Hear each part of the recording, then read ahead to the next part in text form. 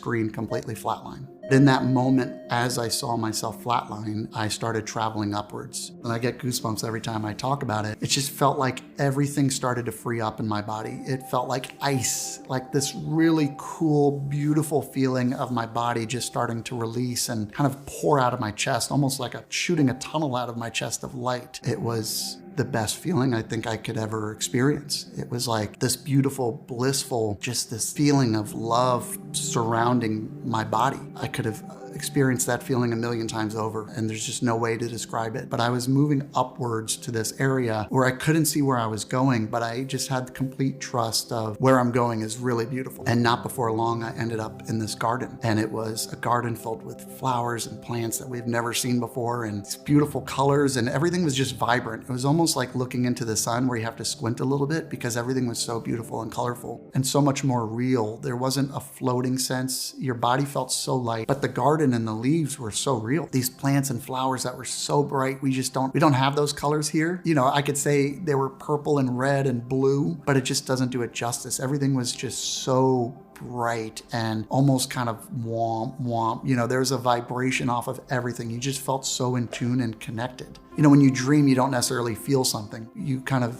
envision it, and if you're dreaming, you're off in this little world. This was so real because I was feeling things, and I felt the grains of dirt in between my toes. And ahead of me, I saw a gentleman in a robe, and he was chasing after a little boy, about 3 or 4 years old, little curly haired blonde boy. The little boy was kind of running ahead, looking back. He was being cheeky. And as I see the boy running, I'm just watching this beautiful interaction, almost like father-son. And I watched this little boy just so happy and so purely enjoying his life. And until I got close, then you kind of look down and go, oh my gosh, that's me. I forgot I had blonde curly hair. And I used to be that happy, and I used to just laugh all the time and smile constantly as a kid growing up. No matter what was going on around me, I was always a happy kid. And I think I had forgotten that by that time. By the time I was 19, I was taking life so seriously. I was so worried about career and military and all these things that I had so forgotten about being that happy little kid. As I see the man turn to me, I immediately knew it was Jesus. And I should say too, Jesus didn't look like what I would have thought he would have looked like, but I was so certain it was him. He had short brown hair, piercing green eyes, and the biggest grin possible. But as sure as you're sure of what your left hand and your right hand is, and you look in the mirror and you know it's you, I knew it was Jesus. And in that moment, Jesus turned to me